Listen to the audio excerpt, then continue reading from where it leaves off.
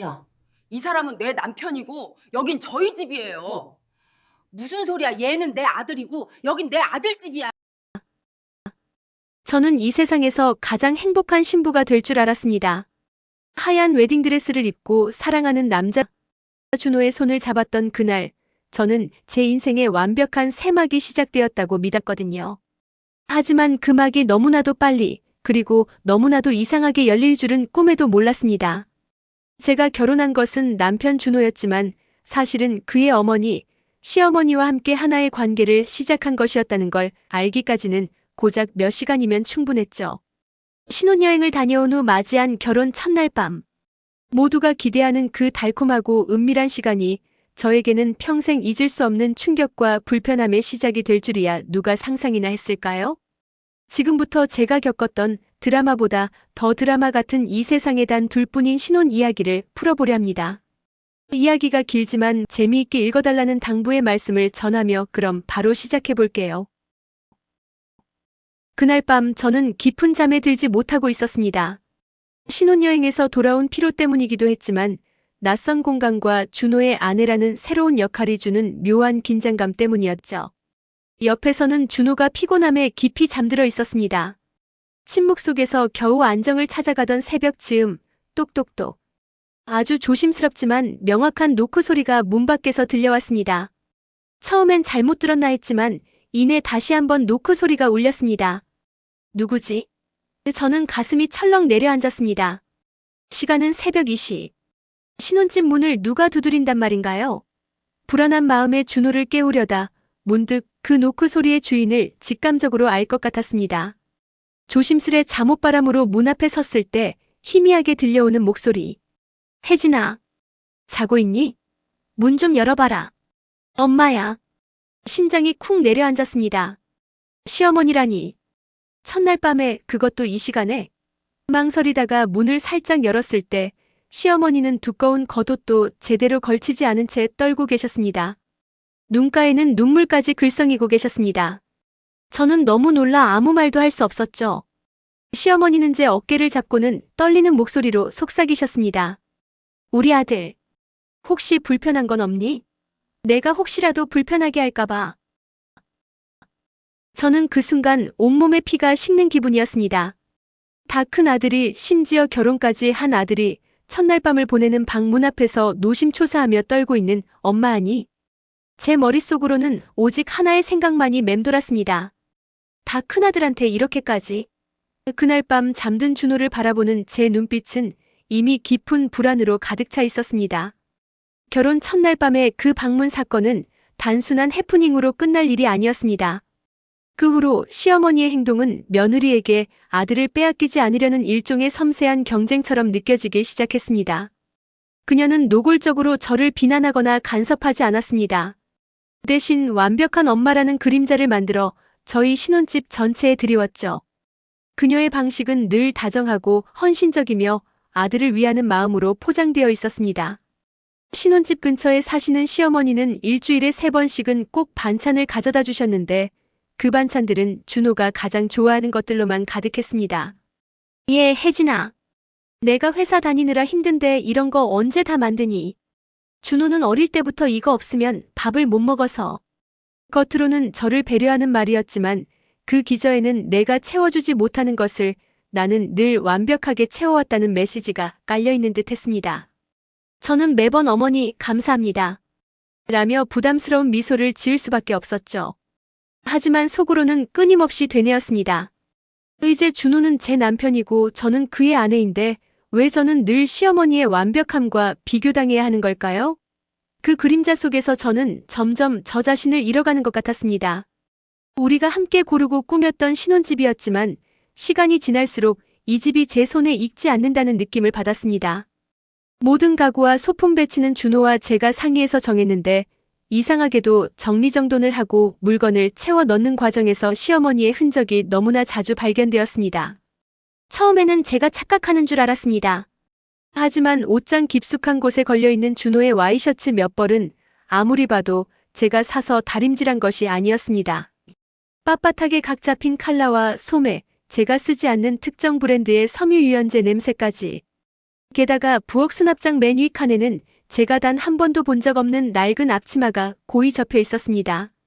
제가 집안일은 제가 한다고 말씀드렸음에도 어머니는 종종 몰래 와서 집안일을 하셨던 것이 분명했습니다. 제가 회사에 출근했을 때 말이죠.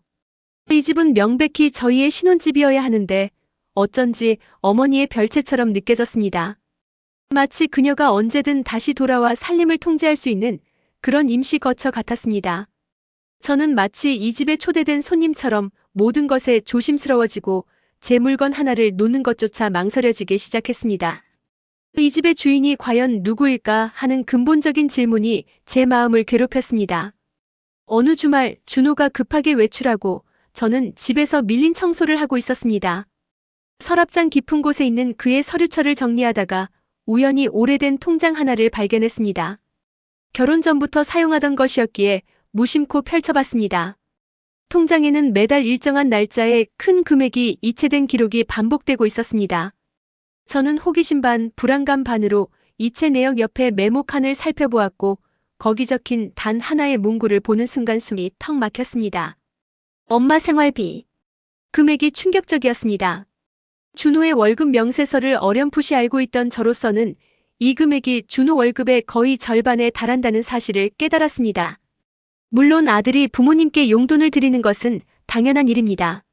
하지만 저희가 결혼을 준비하며 대출을 받고 미래 계획을 짰던 모든 과정에서 준호는 이 생활비에 대해서 단 한마디도 언급하지 않았습니다. 결혼을 앞두고 예산을 짜며 허리띠를 졸라매자고 했던 그였는데 매달 이 엄청난 금액을 비밀리에 시어머님께 송금하고 있었다는 사실은 저에게 큰 배신감으로 다가왔습니다. 이것은 단순한 돈 문제가 아니었습니다. 저와 미래를 함께 설계하는 파트너로서 저에게 숨긴 비밀스러운 경제 공동체가 이미 존재했다는 증거였죠. 저는 그 통장을 쥐고 한참을 멍하니 서 있었습니다. 이체된 돈의 액수만큼 준호와 저 사이에 보이지 않는 벽이 세워진 것만 같았습니다. 어머니의 부탁은 처음에는 정말 사소하고 거절하기 미안한 것들이었습니다. 혜진아, 오늘 반찬 가져갈 때 우리 아들 좋아하는 장조림 좀 넉넉하게 싸줘라. 내가 만든 게 맛있다고 하더라. 이런 식이었죠.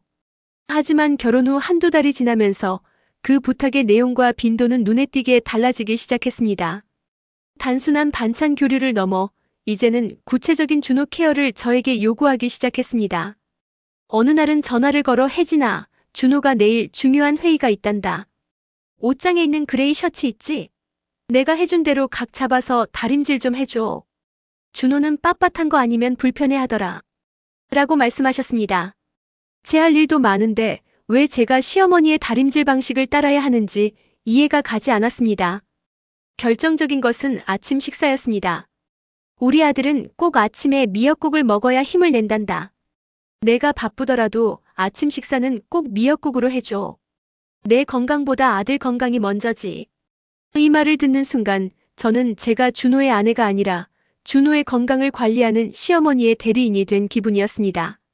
작은 부탁들이었지만 그 속에는 저의 존재와 저의 방식을 인정하지 않고 오직 준호가 편안했던 시어머니의 세상으로 저를 끌어들이려는 무언의 압력이 느껴졌습니다. 이 작은 요구들이 제 일상 전체를 잠식하고 있었습니다. 숨막히는 신혼생활에 지쳐갈 무렵 저는 오랜만에 만난 대학 친구들에게 속마음을 털어놓았습니다. 특히 유독 눈치가 빠르고 직설적인 친구 수민이의 반응이 심상치 않았습니다. 제가 시어머니의 완벽한 엄마 그림자 이야기부터 비밀 통장, 그리고 끊임없이 이어지는 작은 요구들까지 모두 털어놓자 수민이는 잠자코 듣다가 차분하지만 단호한 목소리로 말했습니다. 야, 혜진아. 너 시어머니랑 경쟁하는 거 아니야? 느낌 이상해. 수민이는 냉정하게 분석했습니다.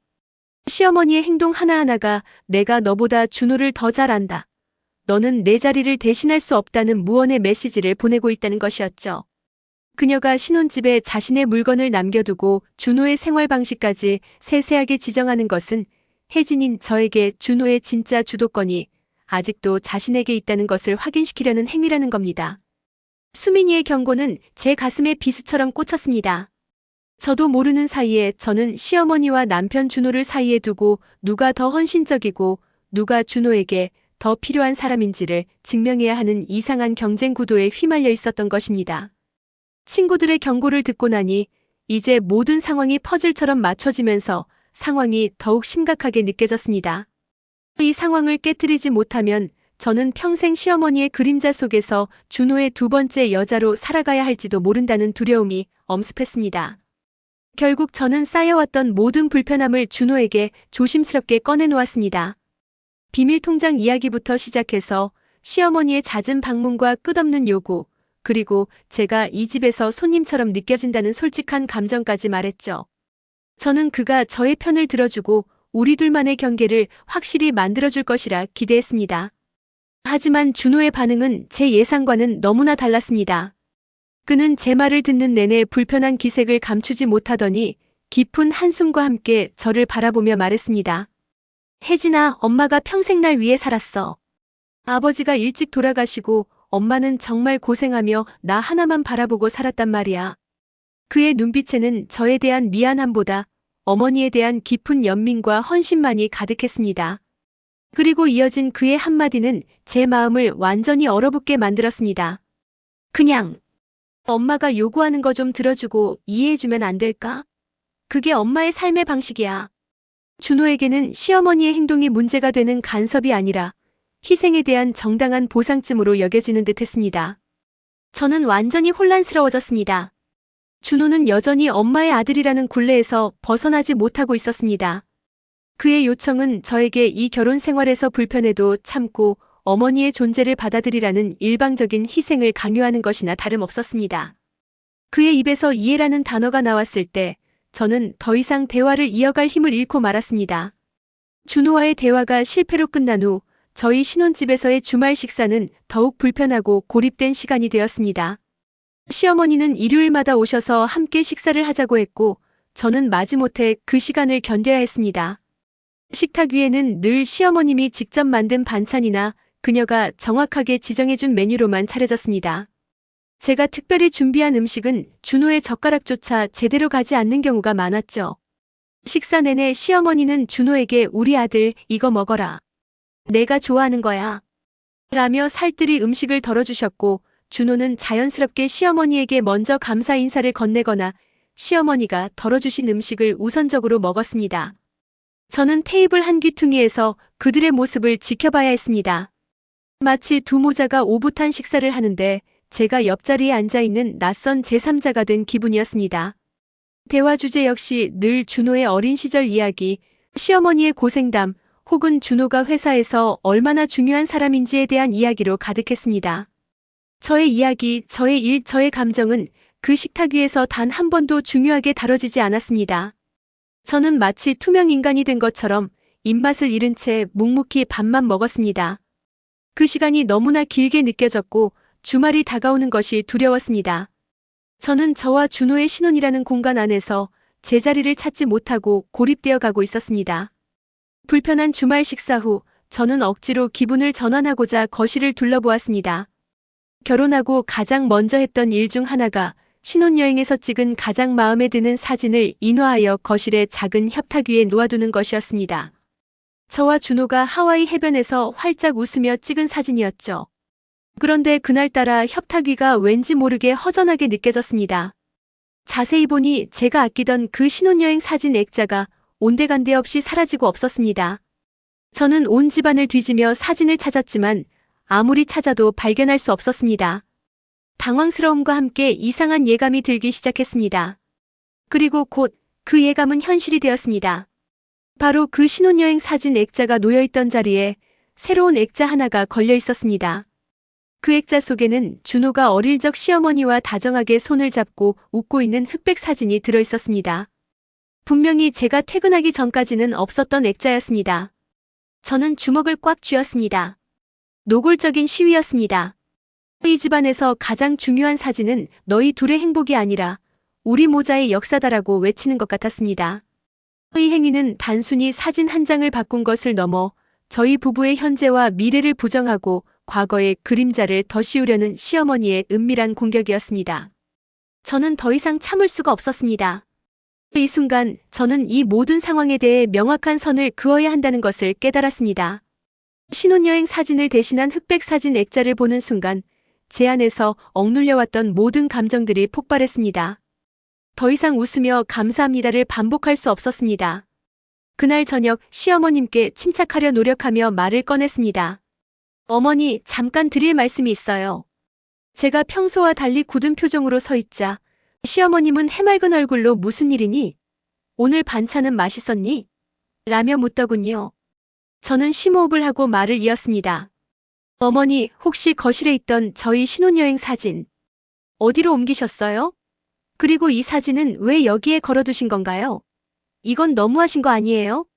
제 목소리는 제가 생각했던 것보다 훨씬 더 떨리고 격앙되어 있었습니다. 이 정도 분노를 표현하면 최소한 시어머니께서 당황하시거나 미안해하실 줄 알았습니다. 하지만 시어머니의 반응은 제 예상과는 정반대였습니다. 그녀는 제가 문제 삼고 있는 액자를 물끄러미 바라보더니 고개를 갸웃하며 해맑게 웃으며 말했습니다. 어머, 내가 그랬니? 내 사진이 마음에 안 들어서 치운 건 절대 아니란다.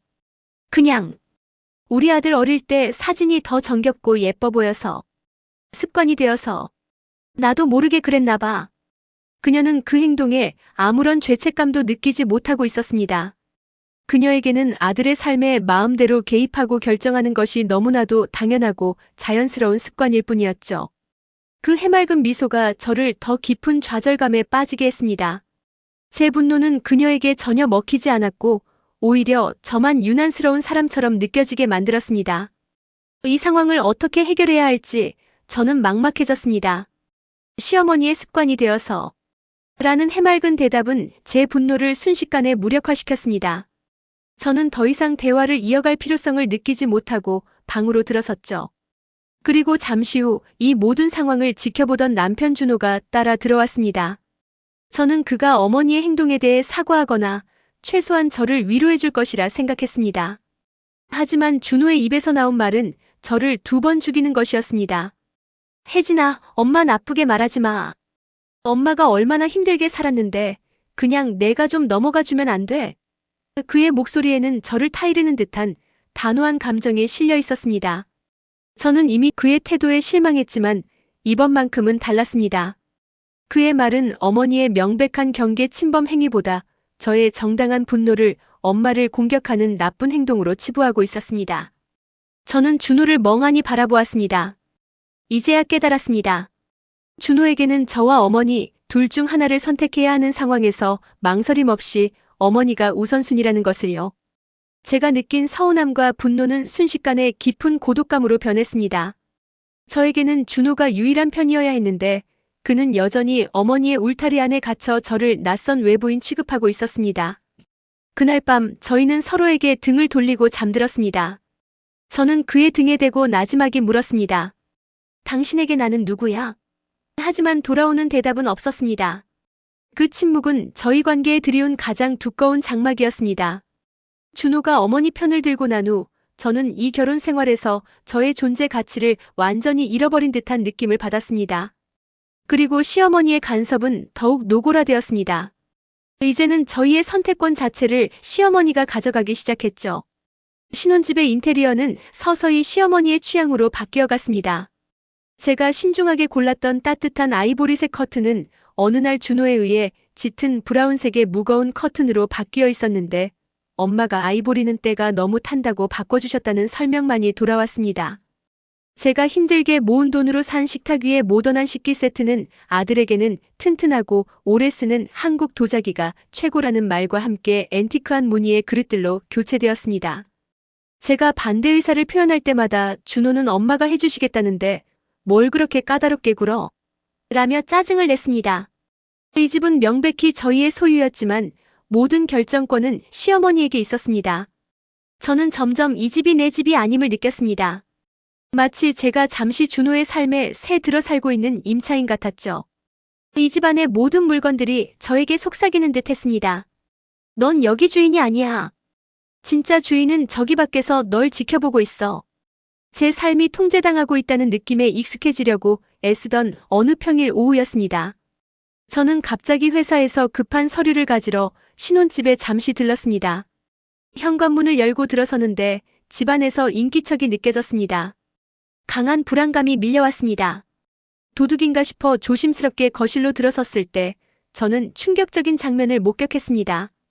시어머니가 제 부엌에서 앞치마를 두른 채 열심히 음식을 하고 계셨습니다. 게다가 그녀는 저를 발견하고도 전혀 놀라지 않았습니다. 저는 굳은 표정으로 물었습니다. 어머니, 어떻게 들어오신 거예요? 시어머니는 제가 왜 놀라는지 이해가 안 된다는 듯 해맑게 대답하셨습니다. 어머 혜진아, 일찍 왔니? 준호가 내가 깜빡하고 놓고 간 비상용 열쇠를 얼마 전에 주더라. 오늘은 내가 좋아하는 반찬 몇 가지 해두려고 했지. 비상용 열쇠.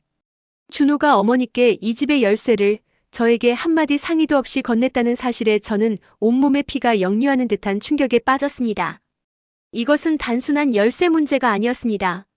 저희 부부의 사적인 공간, 즉 경계를 완전히 무너뜨린 결정적인 사건이었죠.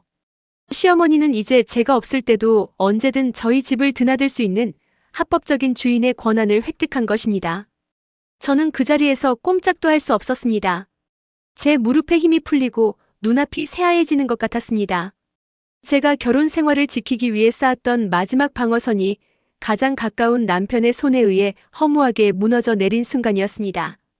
시어머니가 열쇠를 가지고 있다는 사실을 알게 된 후 저는 이 집에 단 하루도 머물고 싶지 않았습니다. 그날 이후로 저는 준호에게 단 한마디도 하지 않았습니다. 저는 그에게 설명이나 변명을 요구할 힘조차 없었습니다. 준호 역시 제가 느꼈을 배신감을 모를 리 없었기에 저에게 먼저 말을 걸지 못했습니다. 부부 사이에는 무겁고 차가운 침묵만이 감돌았습니다. 냉전의 시작이었습니다. 아침에 눈을 뜨면 준호는 저보다 먼저 조용히 집을 나섰고 저는 그가 나간 후에야 식탁에 앉았습니다. 저녁에는 각자의 방에서 시간을 보냈습니다. 같은 공간에 있었지만 저희는 이미 수천 킬로미터 떨어진 별개의 섬이 된 듯 했습니다. 대화가 없는 관계는 숨막히는 감옥과 같았습니다. 저는 제 감정을 표현할 수도 해소할 수도 없었습니다. 준호는 침묵으로 자신의 죄책감을 회피하고 있었고 저는 침묵으로 제 고통을 스스로에게 가두고 있었습니다. 신혼집은 더 이상 사랑이 넘치는 공간이 아니었습니다. 그곳은 깨지기 쉬운 유리 조각들로 가득 찬 언제 폭발할지 모르는 위험한 지뢰밭이었습니다. 이대로는 안 될 것 같다는 위기감에 저는 혼자서 심리 상담을 받기 시작했습니다. 아무에게도 말할 수 없었던 신혼 생활의 고통을 털어놓자 상담 선생님은 제 이야기를 주의 깊게 듣더니 조심스럽게 단어 하나를 꺼내셨습니다. 혜진 씨가 겪고 있는 상황은 전형적인 정서적 삼각관계로 보입니다. 상담 선생님의 설명은 충격적이었습니다. 준호와 시어머니 사이의 지나친 유착관계가 저와 준호 사이의 건강한 부부관계가 형성되는 것을 방해하고 있다는 것이었죠. 시어머니에게 아들은 단순한 자식이 아니라 홀로 선 삶의 유일한 버팀목이자 정서적 배우자의 역할을 하고 있으며 저는 그 관계를 위협하는 경쟁자로 인식되고 있다는 분석이었습니다. 이성적으로는 이해가 되었지만 제 마음은 더욱 쓰라렸습니다. 저는 남편의 아내로 인정받기 위해 시어머니와 정서적 경쟁을 해야 하는 상황에 처해 있었다니요. 이 상담을 통해 저는 제 고통이 저의 유난스러움 때문이 아니라 병리적인 관계 구조 때문이라는 객관적인 사실을 확인했습니다. 그리고 준호가 이 삼각관계의 한 축으로서 스스로 어머니와의 경계를 설정하지 못하는 성인 아이라는 사실도 깨닫게 되었습니다. 상담을 통해 상황을 객관적으로 바라보게 된 저는 문득 시어머니의 삶에 대해서도 깊이 생각하게 되었습니다. 그녀가 왜 그렇게까지 아들에게 병적으로 집착하는지에 대한 근본적인 원인을 알고 싶었죠. 준호에게 조심스럽게 물어봤을 때 저는 준호가 어릴 적 시어머니가 겪었던 비극적인 과거를 듣게 되었습니다. 시어머니는 준호가 아주 어렸을 때 남편, 즉 준호의 아버지로부터 극심한 폭력과 경제적 압박에 시달렸다고 합니다. 결국 참다 못해 남편에게서 도망쳐 홀로 준호를 키워야 했고 그 과정은 가난과 외로움의 연속이었다고 합니다. 준호는 제게 엄마는 나를 키우느라 자신의 삶을 송두리째 바쳤다고 말했습니다. 그 말을 듣는 순간 시어머니의 행동이 조금이나마 이해가 되기 시작했습니다. 그녀에게 준호는 단순한 아들이 아니었습니다. 고통스러웠던 삶에서 그녀를 지탱해준 유일한 구원자이자 그녀의 전부였던 것이죠. 하지만 그 이해심은 곧 쓰라린 현실로 돌아왔습니다. 그녀의 아픔이 저와 준호의 행복을 갉아먹는 원인이 된다는 사실을 인정해야 했기 때문입니다. 그녀의 슬픈 과거가 제 현재를 짓누르는 짐이 되고 있다는 것을 깨달았습니다. 준호의 과거 이야기를 듣고 시어머니를 다시 보니 그녀의 눈빛 속에서 단순한 간섭을 넘어선 두려움을 읽을 수 있었습니다. 그녀는 어느 날 저와 단둘이 마주한 자리에서 술에 취해 흐느끼며 진심을 털어놓았습니다. 혜진아, 나는 혼자야. 내가 준호를 데려가 버리면 나한테는 아무도 없어. 그녀의 떨리는 목소리는 저에게 깊은 연민과 동시에 공포감을 안겨주었습니다. 그녀는 아들이 결혼을 하고 독립하는 것을 또 한 번의 버려짐으로 인식하고 있었던 것입니다. 남편이 떠났을 때 느꼈던 그 깊은 고립감과 공포가 며느리인 저 때문에 다시 현실이 될까봐 두려워하고 있었습니다. 시어머니의 병적인 아들 의존은 그녀의 상처에서 비롯된 생존 방식이었던 것이죠. 아들을 놓아주는 것은 곧 자신의 삶을 놓아주는 것이라고 믿고 있었습니다. 저는 그제야 깨달았습니다. 시어머니는 저와 경쟁하는 것이 아니라 자신의 외로움과 두려움으로부터 필사적으로 자신을 지키고 있었던 것입니다. 하지만 그녀의 두려움이 제 결혼 생활 전체를 파괴하고 있다는 사실은 변하지 않았습니다. 저는 이 상처 입은 여인을 이해해야 할 의무가 있을까요? 아니면 제 행복을 지켜야 할 권리가 있을까요? 부부간의 냉전이 한 달 가까이 지속되자 준호도 서서히 흔들리기 시작했습니다. 그는 저와 어머니 사이에서 중재자 역할을 하기는커녕 문제 자체를 외면해왔죠.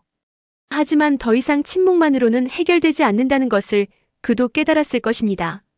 어느 날 밤 그는 소파에 앉아 깊은 생각에 잠긴 채 저를 불렀습니다.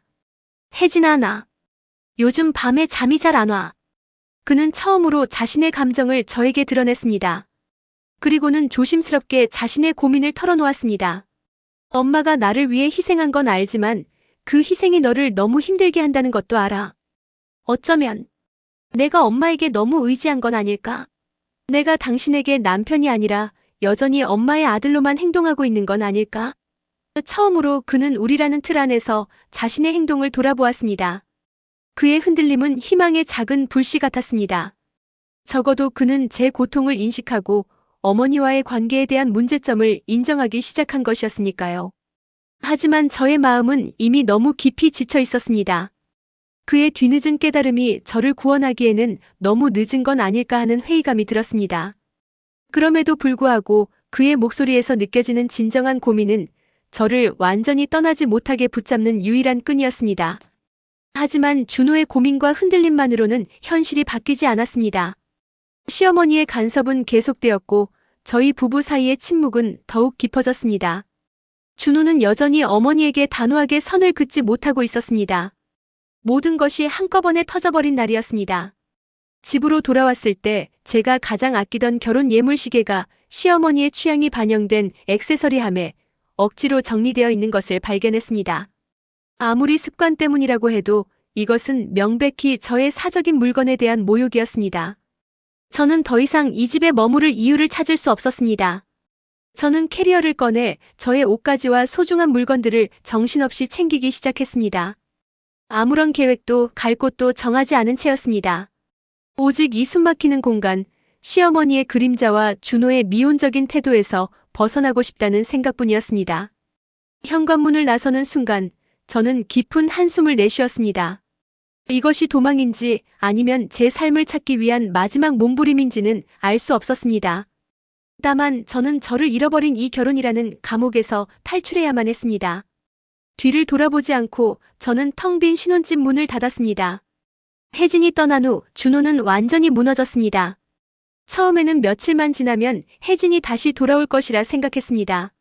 하지만 며칠이 지나도 혜진에게서는 단 한 번의 연락도 없었습니다. 그의 휴대폰에는 제 전화와 메시지만 수십 통 쌓여 있을 뿐이었습니다. 텅 빈 신혼집을 둘러보자 그제야 혜진이 얼마나 고통스러웠을지 체감하기 시작했습니다. 벽에 걸려있는 어머니의 흑백 사진, 어머니가 정리해준 식기들, 그리고 결정적으로 어머니에게 몰래 건넨 열쇠. 그 모든 것이 자신을 비난하는 듯 했습니다. 준호는 회사를 비우고 며칠째 혜진을 찾아다녔습니다. 처가댁에 연락할 용기는 없었기에 저희들의 공동 친구들에게 전화를 돌렸습니다. 그중 가장 친한 친구인 수민이에게 어렵게 연락이 닿았고 수민이는 차갑게 쏘아붙였습니다. 너 지금 제정신이야? 혜진이한테 연락도 못 받으면서 뭘 찾으러 다녀. 혜진 많이 힘들었어. 너희 엄마 때문이 아니라 너의 회피 때문에 힘들었던 거야. 친구의 단호한 한마디는 준호에게 뼈아픈 깨달음을 주었습니다.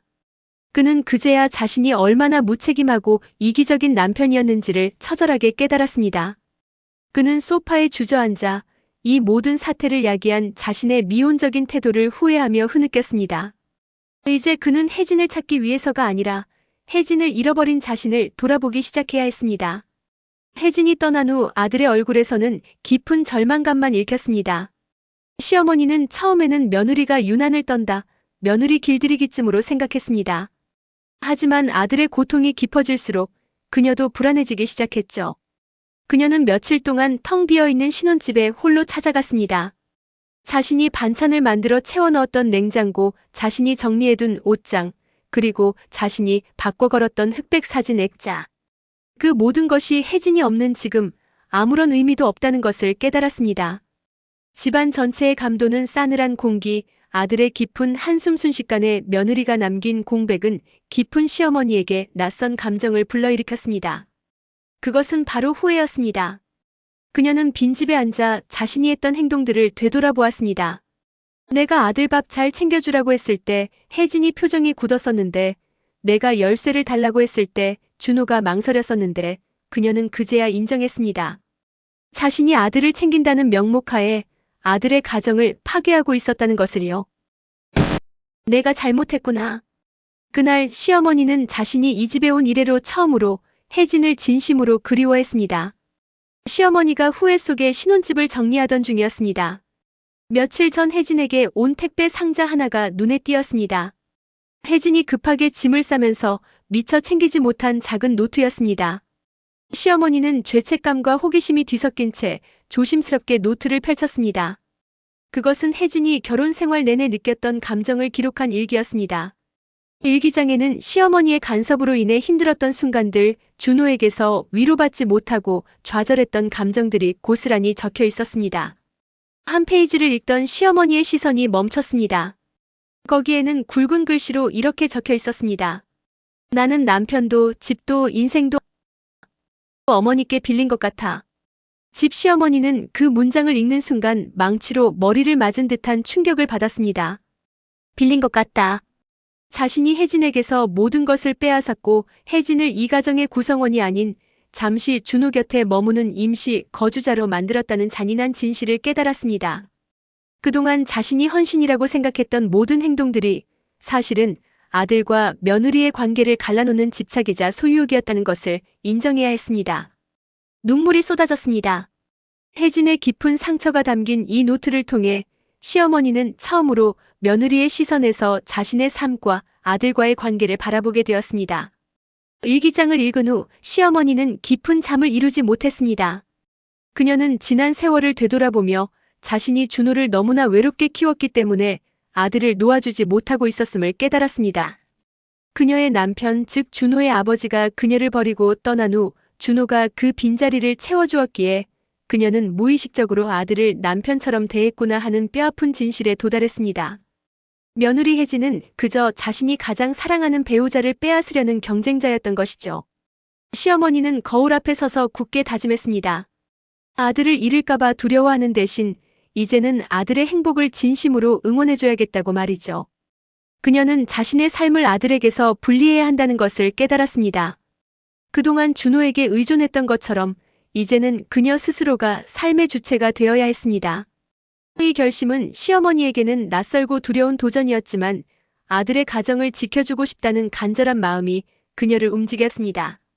이 무거운 침묵의 시기에 해외에서 오래 살던 준호의 누나, 즉 혜진의 시누이가 잠시 귀국했습니다. 누나는 이 상황을 전해 듣고는 곧바로 어머니를 찾아왔습니다. 시어머니는 딸에게 그동안의 일들을 눈물로 고백했습니다. 딸은 어머니의 손을 잡고 단호하게 말했습니다. 엄마, 이건 사랑이 아니라 집착이야. 준호는 엄마의 남편이 아니라 아들이고 이제는 혜진이의 남편이야. 엄마가 준호의 삶에 계속 끼어드는 건 엄마의 외로움을 준호에게 떠넘기는 것밖에 안 돼. 시누이의 객관적이고 단호한 중재는 시어머니의 결심에 힘을 실어주었습니다.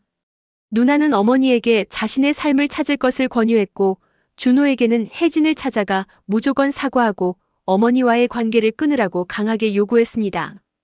가족 내에서 제3자가 객관적인 목소리를 내주자 시어머니는 비로소 자신이 잘못된 길을 걸었음을 명확히 인지하게 되었습니다. 그녀는 누나 덕분에 용기를 얻어 혜진을 만날 준비를 했습니다. 시어머니는 혜진에게 짧은 문자 메시지를 보냈습니다. 너와 나 단둘이 조용한 곳에서 만나자. 혜진은 망설였지만 시어머니의 목소리에서 느껴지는 낯선 절박함에 약속 장소로 나갔습니다. 조용한 카페에서 마주 앉은 두 사람 사이에는 숨막히는 침묵이 흘렀습니다.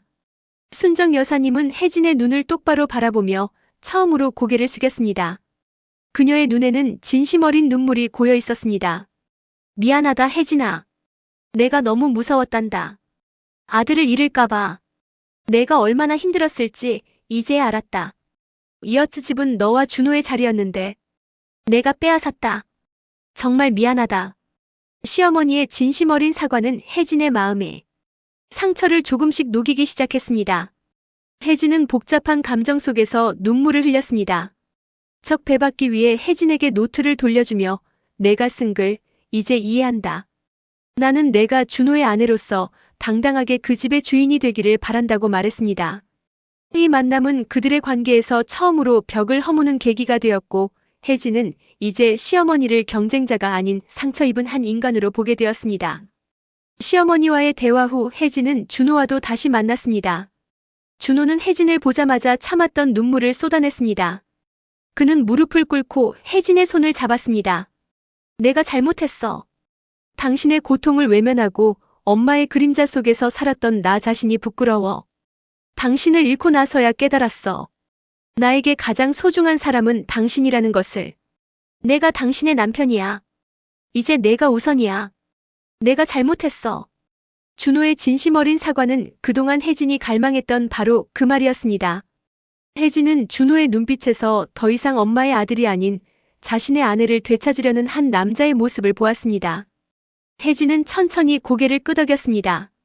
이들의 재회는 단순한 화해가 아니었습니다. 준호가 드디어 어머니의 품에서 벗어나 혜진과 함께 부부라는 새로운 가정을 건설하겠다고 다짐하는 순간이었습니다.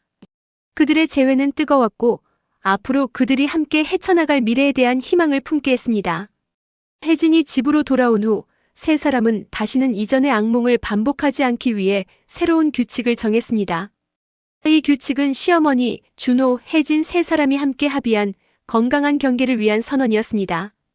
첫째, 열쇠 반납이었습니다. 시어머니는 혜진 앞에서 신혼집 열쇠를 반납하고 허락 없이 방문하지 않겠다고 약속했습니다. 둘째, 결정권 분리였습니다.